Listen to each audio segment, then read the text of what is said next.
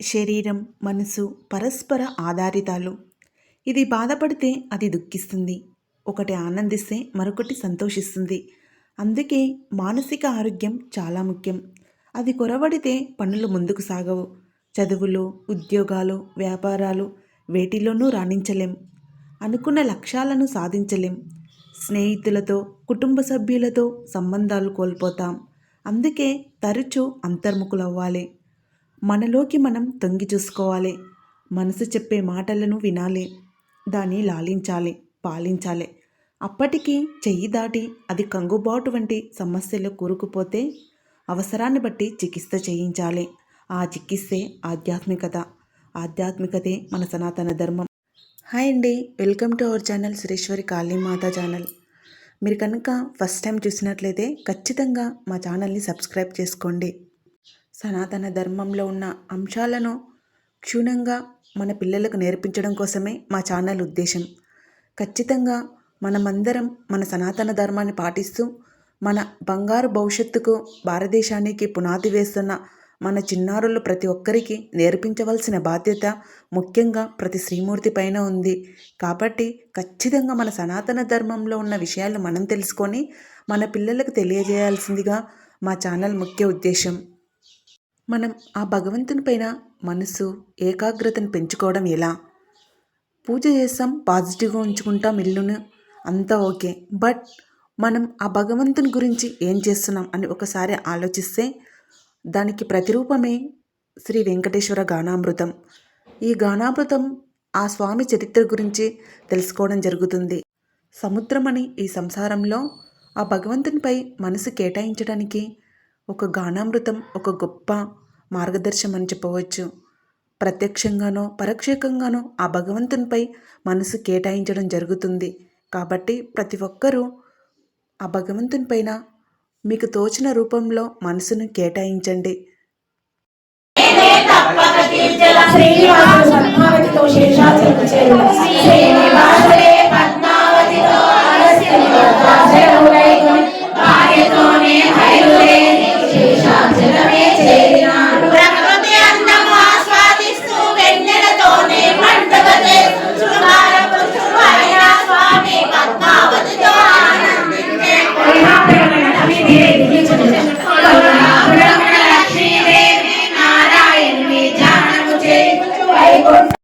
చూశారు కదండి, పారాయణం ఆ విధంగా జరుగుతుంది.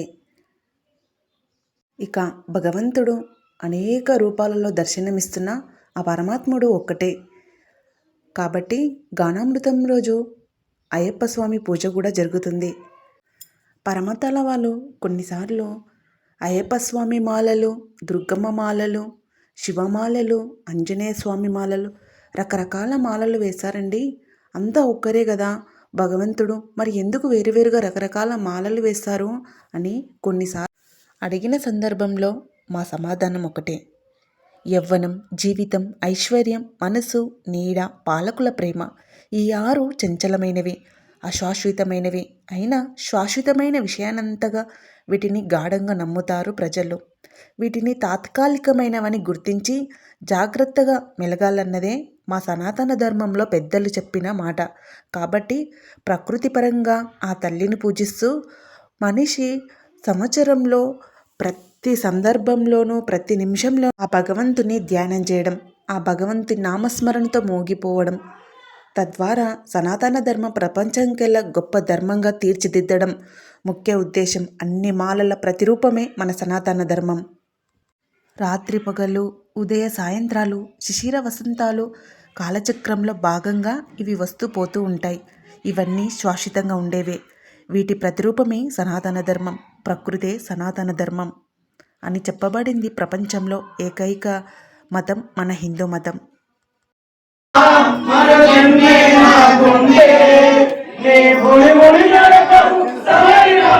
స్వామి వరమిస్తే ఒకే రోజులో వాడే పూలకు ఎన్నో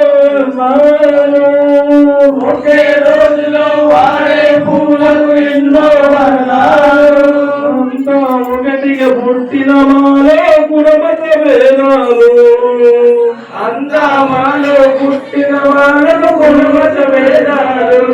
ప్రతి పువ్వు నిలకడలేని వాటిలో ఐశ్వర్యం ప్రధానమైంది. అది ఎప్పుడు ఎవరిని ఎలా వరిస్తుందో, ఎలా వచ్చేస్తుందో, ఎప్పుడు ఎవరి దగ్గరికి ఎలా చేరుతుందో, ఏ క్షణాన ఎవరి దగ్గర నుంచి ఎలా జారుకుంటుందో ఎవరూ చెప్పలేరు. కాబట్టి సంపద ఉందన్న గర్వం కలిగి ఉండడమంత అవివేకం మరొకటి ఉండదు. సంపద అంటే ఈ సృష్టిలో భగవంతునికి చేసే సేవ కన్నా మించిన సంపద మరొకటి ఉండదు. అందుకు నిదర్శనమే మన ఈ సనాతన ధర్మంలోని ప్రతి పూజ యొక్క ఆంతర్యం, ప్రతి మాల యొక్క ఆంతర్యం.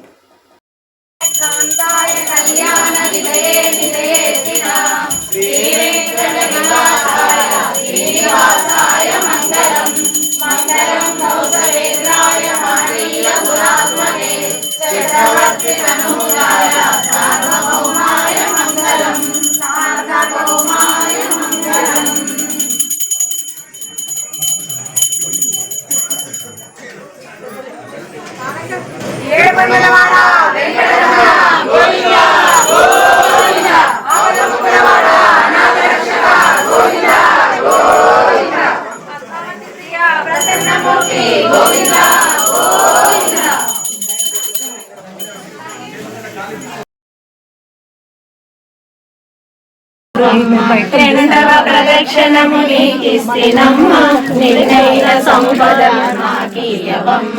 మూడవ ప్రదక్షిణము నీకిస్తినమ్మ, ముత్తైదువను నాకీయవమ్మ. శ్రీమాత శ్రీ తులసి రామ తులసి, జయములు మాకివ్వు కృష్ణ తులసి.